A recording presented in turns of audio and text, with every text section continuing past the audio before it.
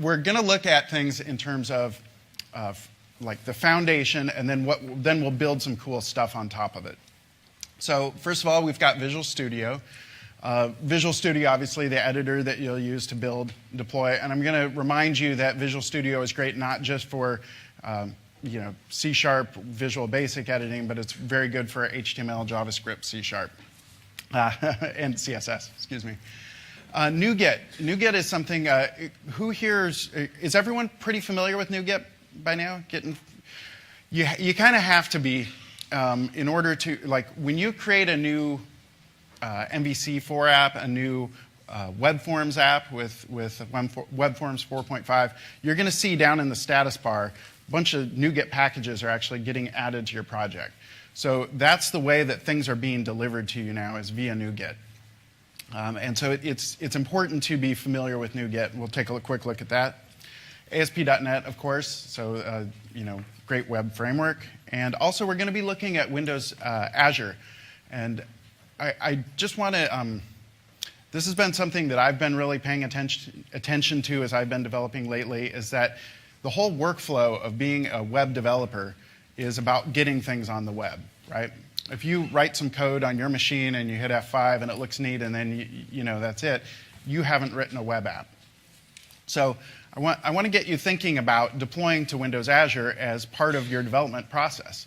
And especially with Windows Azure websites, I love that. I'm going to be showing quickly how to get set up with that in a second. We'll be deploying during the day to Windows Azure because you can get these free Azure websites and just kind of try things out. So yeah, I'm going to go quickly through this because we started a bit late, but Visual Studio, we'll be looking at some great features of that in the next session. Things like great editor support, but also page inspector, a lot of neat stuff. NuGet. So the problem that NuGet solves, I want to talk about this at the beginning of the day because at other WebCamps or events like this, we'll start talking, and halfway through the day, questions will come up. What's that NuGet thing really? Because I kind of knew the idea, but what is it really? So the problem NuGet solves is, if you want to pull an assembly or some code or some library, some sort of dependency into your application, it might be a DLL, right? It might be something like Log4Net. It could be some new DLL that's released by Microsoft. It might be jQuery, right? Just a JavaScript library. So you want to get these things into your app. And normally, how did you do that in the past? You would go out and search around for it. You'd find a website that you thought was the right one. You'd download a zip file. Maybe copy it into your app. Maybe it's some sort of security problem that was frustrating. And then you'd think, okay, but this thing has another dependency and all that kind of thing. So NuGet is a systematic way of handling all that. So what it does for you when you add a NuGet package, that NuGet package has this metadata that's going to say, here is what I require. These are my dependencies. So before I can operate, I need to have these other things, like jQuery validation may require a specific version of jQuery. So it's going to handle all that dependency checking.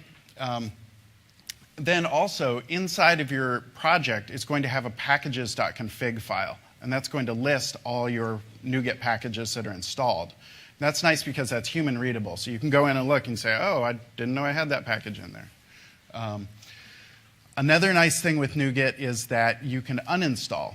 So you can try something out. And that's in the past been something where I said, I'm interested in this thing. I read this cool blog post, but I don't really want to try it out because I don't want to mess up my project. And the idea with NuGet is that it'll cleanly uninstall not just that DLL or files, but also all the dependencies. So it makes it a lot kind of lower risk to try things out. And then finally, NuGet is getting more and more integrated into other parts of development. So I mentioned earlier, like file new project experience is going to use NuGet in those templates, but also things like deploying. You can have package restore and it'll actually deploy, and on the server it can unpack things. All right, ASP.NET. So the idea with ASP.NET, I don't know if this slide helps or hurts. My goal with this is to show that, there's a lot going on that you'll hear about with ASP.NET. You'll hear, oh, there's MVC, and there's a new release of web pages, and ASP.NET 4.5 just came out. Now there's Web API, and it's kind of a jumble. But the nice, reassuring thing is that you've got this core that you're building on, this ASP.NET core. So that's the things like membership, security, caching, things that have been there for 10 years. So when I started developing with ASP.NET MVC, I was a little bit worried that I was going to have to relearn everything. And it was helpful to know, oh, this is actually using ASP.NET handlers. It's using all that same kind of stuff under the hood. Finally, okay, so Azure. The nice things that I think are good to know with this, you can use Azure websites for free, no cost. You actually have a spending limit, so it won't spend money without you going in and saying, yes, I would like to spend money. So you can deploy these 10 sites, and I have deployed many, many sites because I'll deploy one, try it out, think it's fun, delete it later, deploy a new one, right? So you can have 10 running sites at a time. And these aren't some kind of weird Azure-y sites. These are like file new web forms project, build for a while, have some, have a local database in there, deploy it, and it all just works. So you don't have to kind of learn all this crazy stuff to put it to use. So what I'd like is, if anyone here would like to walk through some of the demos with us today, I think you'll have more fun if you actually can deploy them as well. So I'm going to walk you quickly through the Azure sign-up process. I'm going to show you how to do that. Who here already has an Azure account? Okay. Here's this. It's a tiny sign-up link I've got at the bottom, aka.ms/webcamps-azure. I forgot the second half of my question a second ago. People that don't have an account. Who here doesn't have an Azure account that has an MSDN account? Okay, so you already have all these Azure compute hours. So you've got free Azure websites that you can be using. And that anybody can use that. But if you've got an MSDN account, you've got above and beyond that a lot of other Azure credits that you can use, Azure hours. So you can use those for things like compute hours and stuff like that. So there's actually a huge amount of benefits that are just kind of sitting around that a lot of people aren't using. So I'm going to walk you through the Azure process here. I'm short on time, so I took screenshots of these, but actually last night sitting in my hotel room, I banged through this in a few minutes. So you could probably follow along with me in real time. I took a screenshot here of this Azure spending limit just because this is something that throws people off. As part of the sign-up process, they have you enter a credit card. And that's really so they know who you are. And sure, later you can go in and say, I would like to turn off my spending limit and start spending money. But when you first create an account, this actually, if you bingle for Windows Azure spending limit, you'll see that it says, a new account is created, a new free trial account is created with a 0 spending limit. So that means it won't go out and start, running up a credit card bill without you knowing about it. So if you go to that link that I had before, which was aka.ms, oops, I think I can zoom on this. There we go, and whoop. Okay. So you can follow along. You can bail out at any point if you go, this is crazy, I don't like this. All right, so I went to that link. I click on this free trial button, and it pops up this thing. Now, I selected that I'm from the US, and it showed what my 90-day free trial thing is. You can pick, whatever, Canada, or if you're watching online, Bangladesh, or whatever you'd like. So then you hit the next arrow. Then here it says verify your account. So here you put in a phone number, and it'll text you back a verification code. This is, again, so that they know it's not like a bot running through and creating a million Azure accounts to try and spam somebody or whatever, right? So when I did this last night, I got my text back in about 30 seconds. All right, the next spot here is the billing address screen. So this here, you do need to put in a credit card. I put in my credit card. I actually created a separate, like you can create more than one. So I use a different email address and use the credit card I'd already used. I filled this in. And they're not going to charge me anything because of that spending limit. And again, when you're done creating this, you can just delete the account if you want. After that, you'll get a little Knight Rider progress bar, and then I got redirected here. So that's kind of the Azure sign-up process. After that, you have this. So then when you click on this portal thing, you get this screen. So I partly want to show you this process, even if you're not comfortable going through it, that's fine, but you'll understand what we're showing today when we deploy things. This is this portal screen, and if you can't get to it, it's because you haven't signed up for an account yet. Any questions on that? Yes? The friendly URL, again, operators are standing by. Just a second.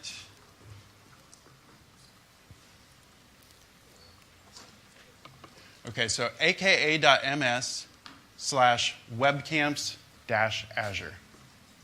We've got that on another slide at the end of the deck, too. All right. Excellent question, sir.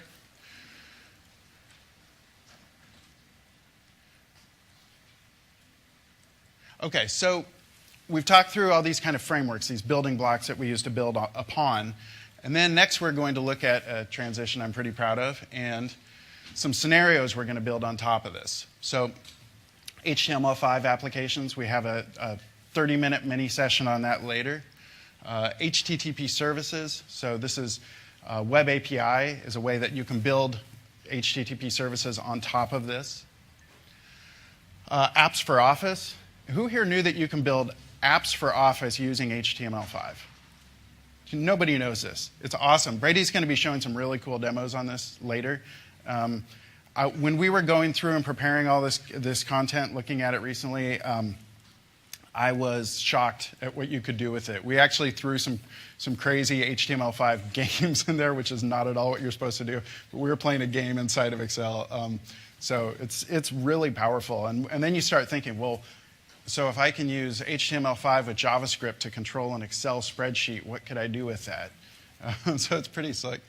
Mobile, we'll be looking at mobile. So Xinyang's going to be showing that later, what you can do with mobile and specifically in MVC. Social apps. So there's a lot of new things that are coming out, even in the fall update, ASP.NET fall update. I'll talk more about that in just a second. But there are some new templates for social applications. So things like Facebook, OpenID sign-on, OpenAuth. And finally, real-time. So Brady's going to be showing some demos of SignalR. Who here has heard a ton of SignalR buzz lately? Right? There's a lot of chatter about SignalR, so we'll be seeing more what that is. And if you haven't heard about it, SignalR is real-time communication between browser and server. So you can do things like push information back and forth. The server can notify the client without the client saying, got anything, got anything? The server can just connect directly to the client. So here are some resources. I rushed through this really quick. Sometimes keynotes at an event like this will kind of go on for a while with a lot of bullet points. I really think that we just want to show you a lot of code today. So this is really kind of a quick overview of where we're going. But I think these links are important. So the ASP.NET website should be where you should find all your content about ASP.NET. That's where we get new releases. We put up, on the homepage, we feature community bloggers, just cool stuff that's going on. Within the site, we also have this ASP.NET/vNext. So let's bring that up. If I can type. And it's not on that screen. Okay. So this ASP.NET/vNext. So this is what we've created this so that we're going to keep this up to date. If you ever want to know what's going on with ASP.NET, you go to this vNext page. So if you went here 6 months ago, you would see something different. And I've got a blank screen. There we go. Now, what you'll see is this fall 2012 update. So the idea here is we just shipped ASP.NET 4.5 Visual Studio 2012 in August. And since then, they've been working hard on putting in some other cool features. Like I showed, we have this framework on the bottom and then some cool ideas that we can turn on top of that. So they've been working on building project templates to make it easier to do things. Like you can do file new Facebook application. And so we'll look at that in a bit. But to install that, that's on this page. So this green button here will install the fall update.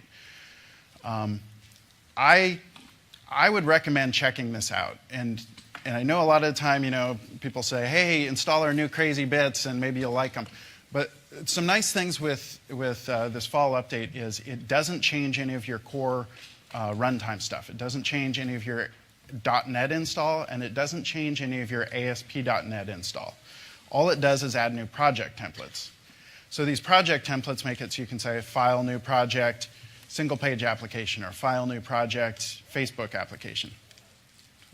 So it updates your project templates. What that means, in addition to, it's kind of low weight to install and try it out, it actually it installed for me in about 5 minutes, and uninstalled very quickly too. No reboots required. But it also means that you can create an application without the fall update preview installed, zip up the project, send it to your friend, or you know what I mean? You can work back and forth. You've got it installed, you zip up the project, send it to your friend who just has .NET 4.5 installed, and everything works.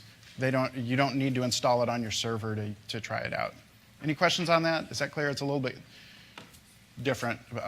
But it's nice to be able to have these new project templates and not need to install any kind of core software to use them.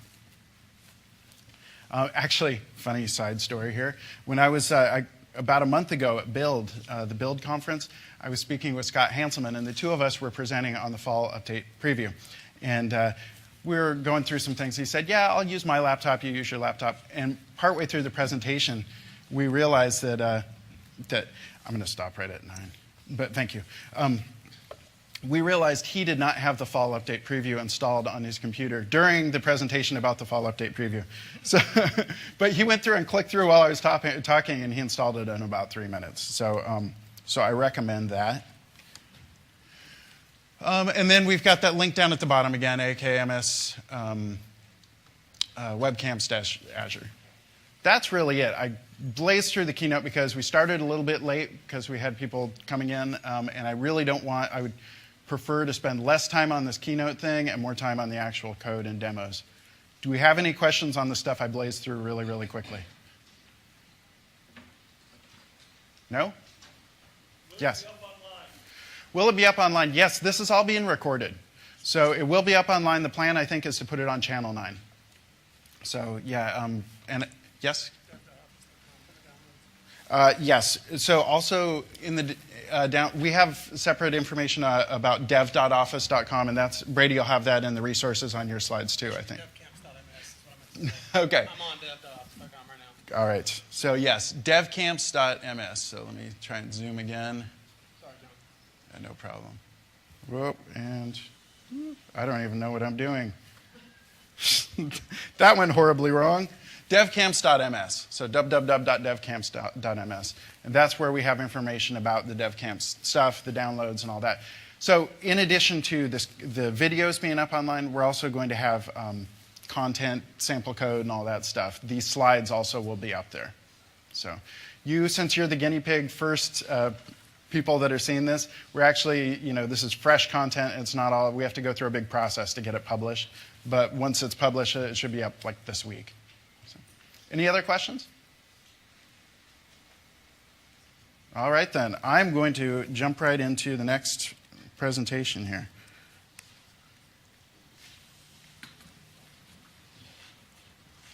Make you feel like goo. Yeah, exactly. Is that hour? 30.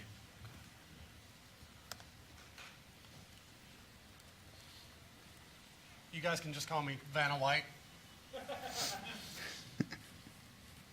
I've aged poorly.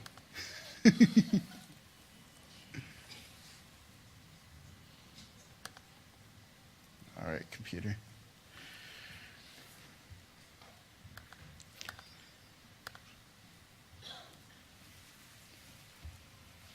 So this is a 30-minute session, and we're going to be talking about what's new in ASP.NET 4.5 and also Visual Studio 2012 for web developers. So in this section, I'm going to be showing some things. Who here primarily works in web forms, ASP.NET web forms? There's more than that. There's a lot of people that are doing day-to-day work in web forms. I've done a ton of work in web forms.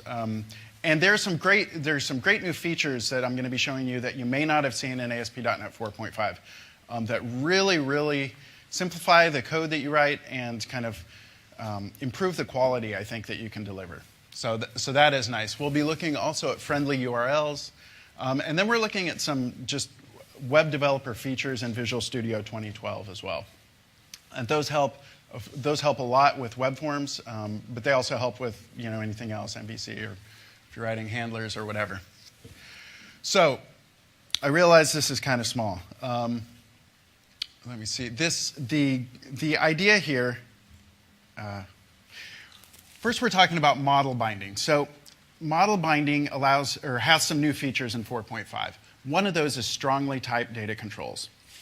So how many times have you mistyped first name in quotes, right? You try to bind to a field in web forms, and if you misspell it, you don't know until you browse to that page and that control is rendered because it's just a string.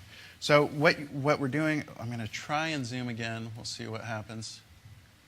Yes. I know.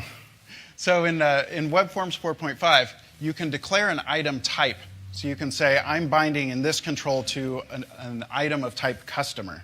And then you can bind directly to properties. So you say item dot first name. And you get IntelliSense, and if you mistype something, you're going to know it. So this is really a huge feature. So that is the first part, which is strongly typed controls. Secondly, when you're getting data, you are no longer having to use on-item data bound or on preload or all those events and then setting things into the control. Instead, you can tell the data control, get your data using this method. So we're going to look at the code for this in a second. And I think it's easier to see both in Visual Studio. I think it'll be easier to read, but also it's just easier to see in context. But that really kind of changes your model for writing your code and for thinking about your page. You're no longer saying, you're not thinking of this control is making me set these properties and this control has these events. Instead, you're in the control just saying, control, get your data here. And this method doesn't even know anything about that control. It just returns data. So it really kind of flips things around and it lets you kind of decouples things in a very good way. Inserting data. Again, we'll see this in the code, but this gives you the ability to use try update model. So if you've used ASP.NET MVC, when you post a form back, you get a model, and you can say try update model. And the code is able to say, OK, this is a customer object, and a customer has a first name. Well, there's a text box named first name. Those are the same thing. And so what that's doing is it's automatically matching them up for you. And so you don't have to say customer.firstname equals textfirstname.text. And then maybe it doesn't work, or maybe you forget to change the one later. So this automatically is going to map all that for you, and it includes validation and everything. So this has been added to web forms in 4.5. So this gives you that same kind of model, and it also lets you write code that doesn't have to depend on control properties. All right. One other thing before we go into the demo is this gives you support for, or this is a new feature in the fall update, is this friendly URLs. So instead of browsing to something dot ASPX question mark ID equals this or that, you can have a URL that looks like /album/edit/1. And it both looks nice in the URL, it's easier to manage, it doesn't kind of, it's just kind of easier to work with. Also, it's mapping, it's actually mapping segments of the URL in. So you can say, all right, I've got a grid that needs to bind to an ID, or I've got a form view that needs an ID. Well, you can just pass /1, and then in your get data method, you can say, go get this from the URL. and the friendly URL thing maps it all together. This, I think, is very hard to see in a slide and hopefully a lot easier to see in code. So let's look at the code. All right, so. John, I have a question. Yes. It's my personal question. It's actually not from the chat room. Okay. But when you were looking at setting the select method and the insert method, and you were calling like get customers, does that have to be in the code behind, or can it be anywhere? I mean, so can it be unit tested? You know, I've only seen it in. No, I believe it can be anywhere. Right. But let me see. I think it's going to look. The pattern I've seen for this is it would be in the code behind and call off to a service maybe. Because you know what I'm saying? So your select method would have a, something service dot get customers. And that could be in a different assembly or whatever. So, all right, so let's go in here.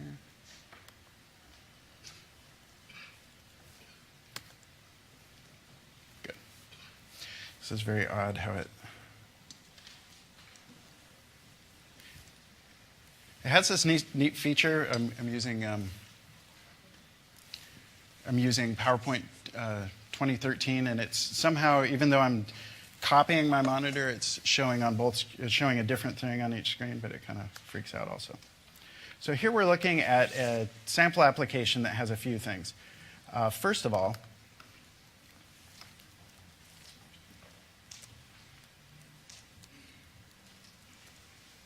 okay. Actually, let's just run it. So in this application, I wanted to show some information off. And I thought, well, I could show a list of customers or whatever. Then I thought, well, I've actually got some model data in an application I've worked on before called the MVC Music Store. And it's kind of a tutorial application I work on that you build out a very simple music store. And so I thought, how would this actually work if I just copy my model data, or copy my models and copy some of this stuff into a web forms application? And it actually works out surprisingly well. So here we've got a list of some albums, and then I'm going to go through and I'll click on one. So here's some information. I guess turn on internet. Don't ask me now. So here I've got a list, I've got an album, and then I can click on edit, and I can go in and edit. I've got some drop downs, showing genre and artist for an album. So kind of a simple thing, but we have a list, we've got a form with both an edit view and a display view. So now let's take a look at how that's all working. So first of all, we've got a model to define what an album looks like.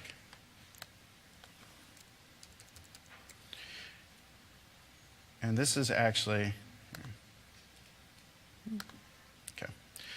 So a model is just a class. It's in this case, a C#, but it could be a VB class. It's a .NET class. And it has just a bunch of properties. So this is my entire album model. So I've got an album ID. Okay. So I've got an album ID and a genre ID. Those are to map, the album ID is the primary key. The genre is, what style of music. And then I've just got a bunch of other things like a title and a price. And for the price, I've defined some things. So I've said this is a currency, and the range must be between one penny and $100, and it's required. So what's nice with these attributes is that these are actually enforced by the controls. So when I try and edit or update or insert an album, it's going to validate against that. So this is my model. Next, I'm going to look at the list. So if we go to,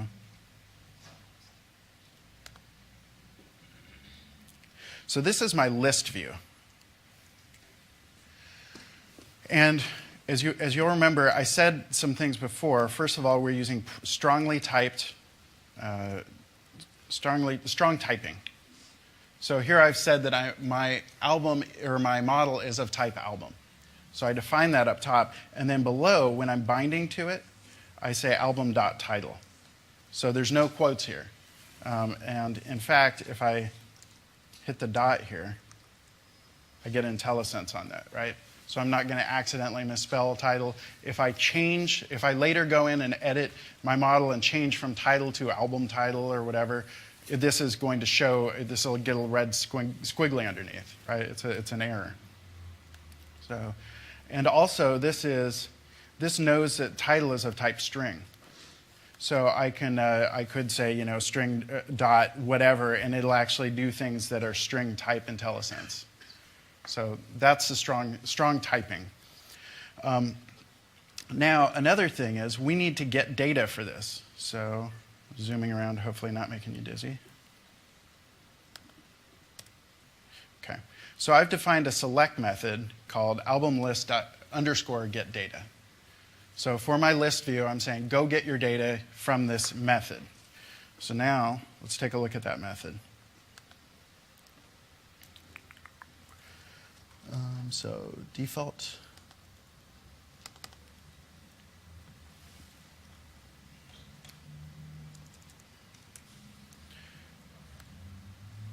So this is it. It's a one-liner. So some important things to notice about this. I'm using Entity Framework. I could be using anything I wanted. I could be just returning an array or whatever. But I'm returning an iQueryable. And because it's an iQueryable, that means that actually the control could have filtering. We could use filtering methods. So we could say just, any control that would support filtering could then turn that on. Could say sort by this or filter by this. If you don't want to do that, if you don't need querying, you could just return an IEnumerable. So there's no kind of special thing you need to do with this that if you just saw this method, you would not know that it was used to return data to a list view. Also, notice that there's nothing in this tiny method that says anything about my list view dot data source equals blah, blah, blah. So it's just returning code. And then finally, this looks a lot like, if you've done ASP.NET MVC, this looks a lot like could work in an MVC controller action. It's very kind of the same sort of feel to it, right? Controller could return information to a view, whereas this web forms thing can return information to a control. Any questions on that? No questions? Yes. Yes. Oh, sorry. I believe it has to be, I'm not sure. I think you could use protected. I think protected. Honestly, I don't know. That's a good question. John, could you confirm for the chat room, the demos are not available yet, right? They're not yet. The demos are not available yet. They will be up like this week. We're just going through the process of getting them like officially code signed so that they won't show security errors when you try and run them. But, yeah. Thank you. Okay. So what we've seen so far is strongly type binding. We've also seen a very simple case of getting data, that select method. So let's look at a slightly more advanced case. Let's look at this album edit page. So this album edit, I'm using a form view. And with a form view, you get a couple of templates. So I've got an edit item template, and I'm using a dropdown. So that dropdown is inside an album, it's inside of a form view, but I want to bind to something. So what do? Again, I use a select method. So here I've got the select method, get genres and get artists. So now let's look at get artists.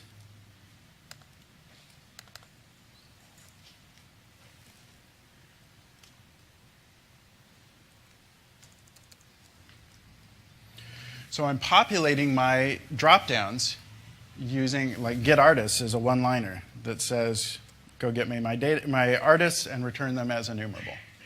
So I think this is really kind of powerful. Finally, just really quickly, I want to show you the friendly URL support. So when I'm editing an album, I need an ID to bind to. And actually, this one here. So friendly URL segments.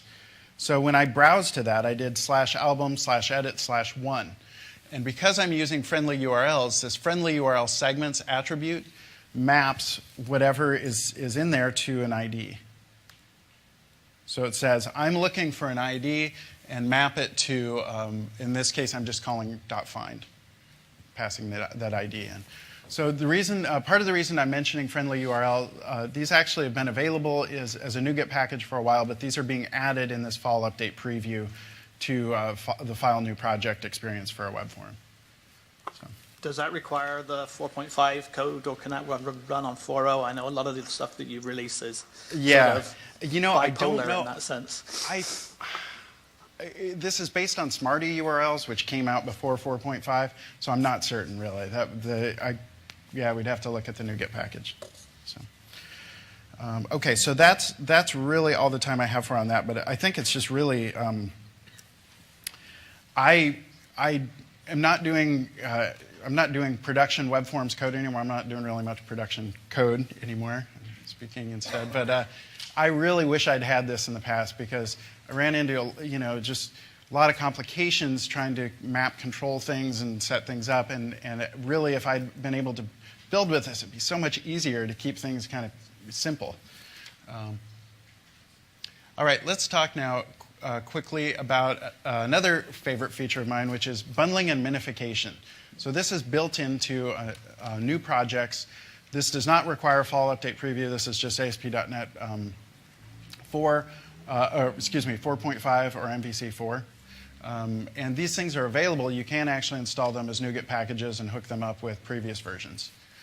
So the idea is that new modern applications have a lot of dependencies. So a new page will have maybe several CSS references, several JavaScript references, a bunch of images. And so when you request a page, the page may download quickly, but for the browser to render it, it needs to go and get all that stuff. And for each one of those, it can be a separate HTTP request, which can slow down that rendering experience. So what bundling and minification do is, first of all, bundling adds things together. So it says, well, instead of asking, I'm the web server. So browser, instead of asking me for 5 different JavaScript files, I'm just going to give you one. So behind the scenes, ASP.NET looks at your, these things are called bundles, so it'll look at your bundles you've defined for JavaScript, and it'll say, okay, I've got a, say, jQuery validation bundle. And it really includes jQuery, jQuery UI, jQuery validation, whatever. And it puts those all into one file. So that's just one request now. Secondly, after it's done that, it's able to minify that. So minification is this process of, I'm proud of this animation, so you got to pay attention here. Over on the right side, right? So what it's doing is it's saying, okay, this JavaScript, you had it written in a way that allows you to edit it and to develop with it. But in order to deliver it, your browser doesn't need that. And so it can go through and say, like, shorten up variable names or, compress things. And it actually also does this with CSS. So it'll look into your CSS styles and say, okay, this is a duplicate definition. We only need to send it down once. Or we can use CSS shorthand to, put all these different declarations. We can put them into one little one. So this is actually using this Antler code precompiler, I believe it's called, but it's actually doing an analysis, like a lexical analysis of your code to figure out what exactly it can compress. And this is based on some code used by the MSN team. It's been used by them for a long time under a very high scale. And so the ASP.NET team said, hey, can we package this up in a way that everyone can use? And they said, sure. And I'll show you, actually, if we go into that friendly URLs app. So those friendly URLs, if we go into app start, bundle config, this is where all the bundles for an application are configured. So if you do file new project on MVC4 or web forms, you'll see some bundles defined. So these are things like, web forms.js. These are all your separate JavaScript things that a web forms page would normally use. This is one file now, and it's minified.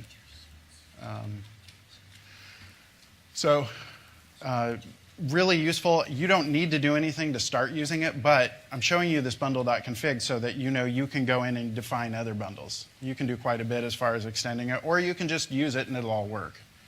So, all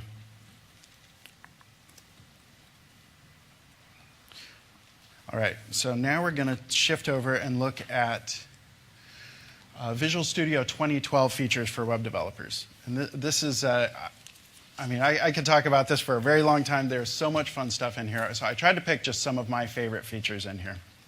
We're going to be looking at these 4 things. So Page Inspector is a nice way of seeing where, normally if you view source on a page that was generated maybe by ASP.NET Web Forms or MVC, you wouldn't know exactly where a specific div came from, or a list item or something. Did it come from the master page, or did it come from a control or whatever? So Page Inspector solves that problem.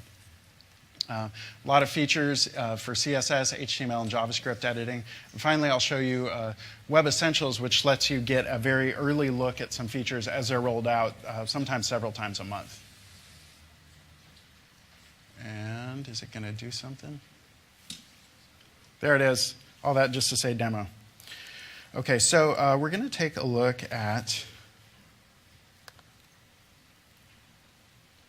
Okay, so first of all, Page Inspector. So I'm going to go into I believe,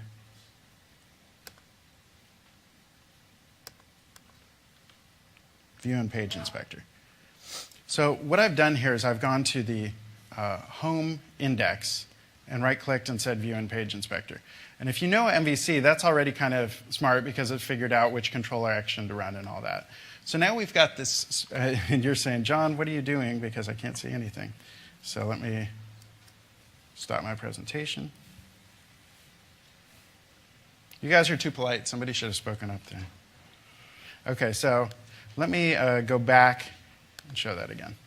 So I'm in an application. I'm right-clicking on a view.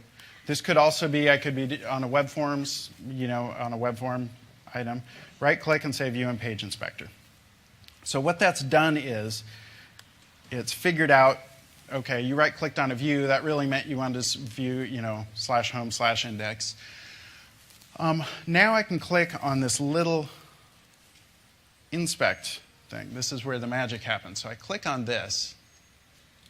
Once I've clicked on index, on inspect, now I'm able to see it's selecting things. So I'll zoom out here.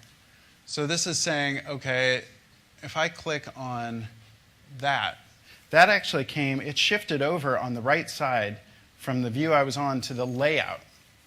So this is actually the page header, the cross-site page header. So this will go through and it'll help for something like in a web form where I've got a form view. I may want to actually, I think I've still got that open. So let's look at, this edit page. So I'll right-click on this and say View and Page Inspector. So this is the IE10 engine inside of Visual Studio running. It's actually doing some crazy intelligent stuff behind the scenes to insert some little code so it can map this stuff back and forth. So the controls are saying, hi, I'm this control. And so now when I go in and say, say home, and I say inspect, and I click on something. So this is actually showing which item template this is coming from. Right? So, and if I instead, this is in web forms, if I click up on the top, now this is shifting me over to the site master. So this is also interactive. I can go down into into here and I can start changing my CSS. And I can say, change the font size and font family. So I think this is something where I am still working to get myself into the habit of using it enough. I find I'm viewing source and I'm trying to figure something out, and then I'm like, why am I doing this? There's actually a really good tool for this. So if you don't think about using this often enough, just play with it a bit and get used to it. It's really, really powerful. And again, this isn't like kind of working in a browser. This is actually full IE10, support for all, CSS3 and HTML5. So really, really pretty awesome. John, will yes. that handle dynamically injected form controls, like using load control? I'm guessing not. I'm guessing it's probably just static ones. That are, You know, I don't know. Dynamically injected controls are always tricky, so I Right. wouldn't answer for that, even if I thought I knew the answer. But I'm guessing it probably doesn't. yeah, I do know that it is doing a lot of things where it is, it is actually executing the code. It's querying my database. It's doing all that. It might work. I don't know. Yeah, that's. But dynamically injected controls are always, there's so many like gotchas to it. So, okay, so that is Page Inspector. I also want to show off let's see. We also have support for HTML5 inside the HTML editor. So here I'm going to close down my Page Inspector. So you have support for all sorts of things, like for instance, if I wanted an audio tag. So here I've got an HTML5 snippet. I just typed audio, oops, and nothing happened. Audio and hit tab, and this actually generates out for me an audio tag. And it's, if I type in one and tab to the next, it'll actually, it should update the next. I'm not doing something wrong. There it is. So I updated one MP3 and it said you probably want to call your OGG file the same. So, audio is one example, video. Just things like that. It's actually got it's got snippets, but it also has things like IntelliSense and completion for all the modern HTML5 elements. And then we've got in CSS as well, you've got support for, so completion using the standards that you've selected, that you've said you're supporting. So that's pretty cool by itself. There's a lot of stuff. There are things that are a little bit more subtle, like we've actually got, you're able to fold these like they're a region. So the idea here is to bring the editor support.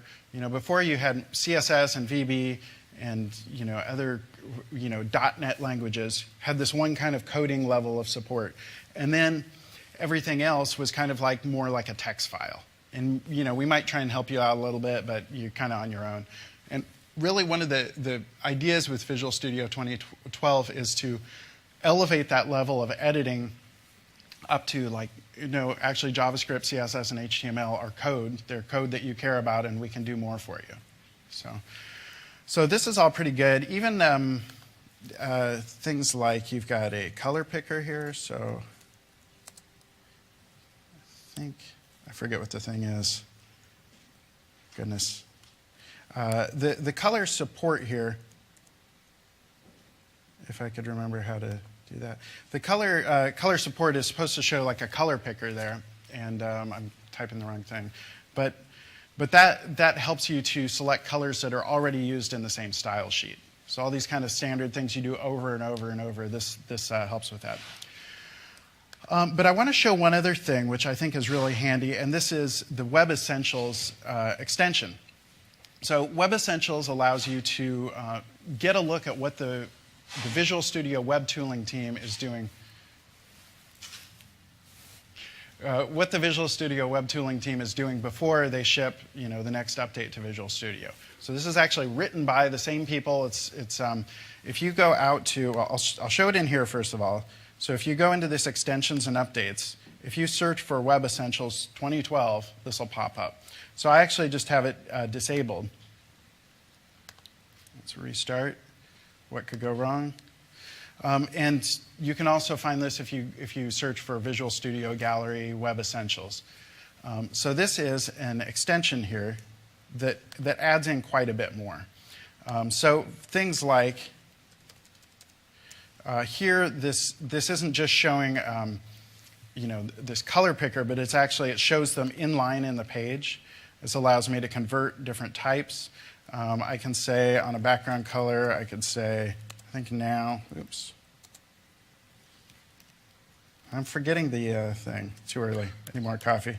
But But you also get support for things like, so I'm mousing over a font, and you can get an actual preview of what that font looks like.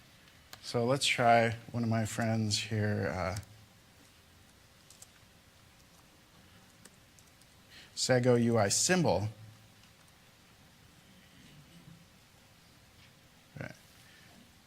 Which actually, so here you can see a lot of different types. And then here you can see support for different browser types. So sans serif, and it'll show which ones support them.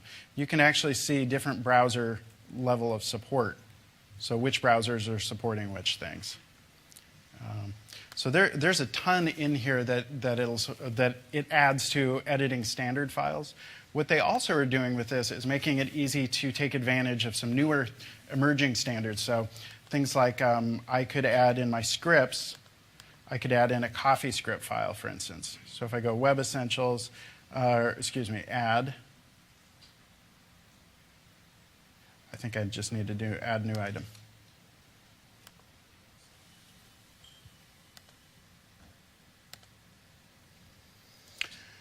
So inside of this now, I could use different types. So where's my CoffeeScript? Oh, there it is. CoffeeScript, big on the left, right? So CoffeeScript is a shorthand syntax for writing coffees, or for writing JavaScript. So here I could say, something like, or actually, I'll just hop over to coffeescript.org. Has anyone here actually use CoffeeScript in a production application? It's pretty slick. It's kind of, the idea is it's a mini language that compiles to JavaScript. So you can do, it gives you support for, here, I'll just copy in a bunch of junk here.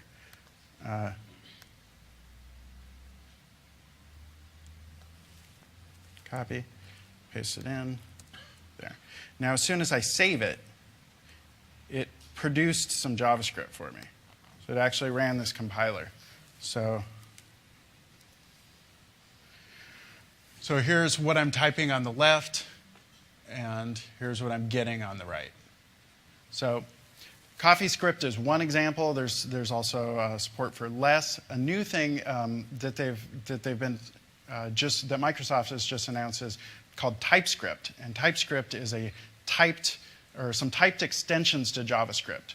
So you could take a .js file and rename it to .ts, and it would be valid TypeScript.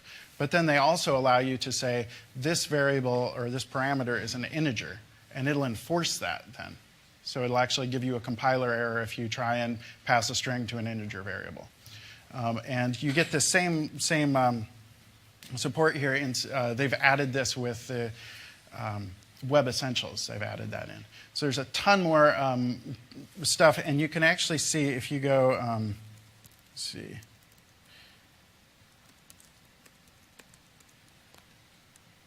On the Visual Studio Gallery. So they do very regular releases of this. And they show how to use a lot of different things. One thing I didn't show here is they have different browser support, different browser level support. So they'll say, okay, you're using this dash WebKit thing. Well, this is supported in these WebKit browsers, or that kind of thing. So tons of nice features. This is an extension, so you can install it in Visual Studio. No one else on your team needs to use it in order for the code to work. It's just an editor thing, and then you can just disable it or uninstall it if you don't like it. But I really recommend that. I especially like Web Essentials because I've emailed them a few times and I've said, I wish I could right-click on some code in HTML and say, please HTML encode this. I said, sure, okay, we'll add that in. It was out in the next release. So, I mean, they really add in features really smart features really quickly.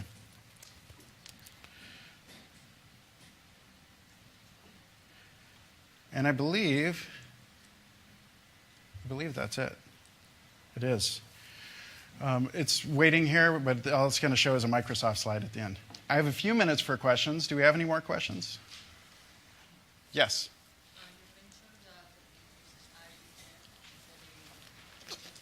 Mm-hmm.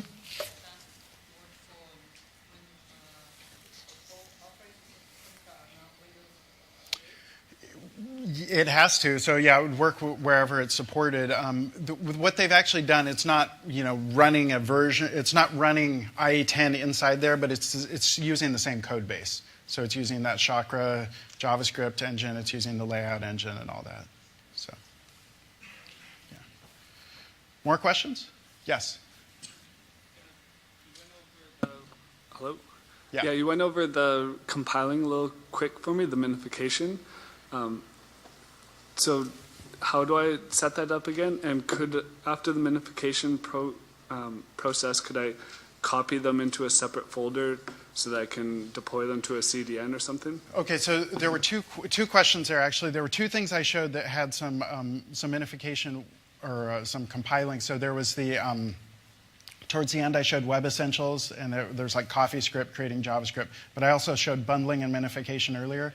Okay, so bundling and minification, actually, yeah, you can configure that. You can say, I would only like this to be,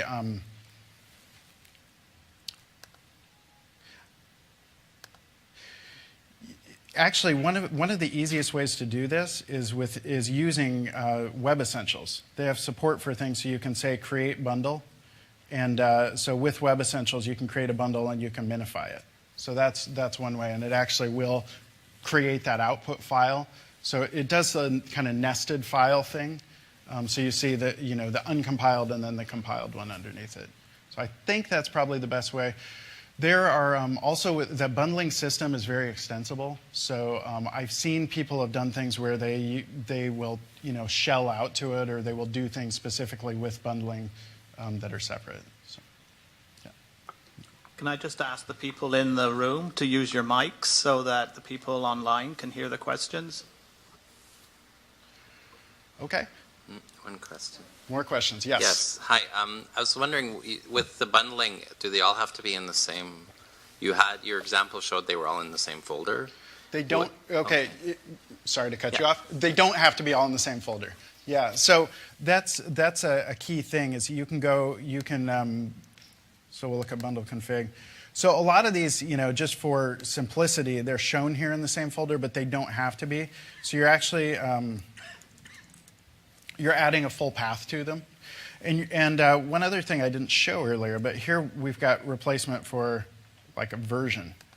So here we're saying everything, like jQuery versions all their files. So you can say, if it's jQuery-some number.js, it's jQuery. And so this is really handy because I always hated, if I wanted to put the new jQuery in my application, I had to go in and update all my references.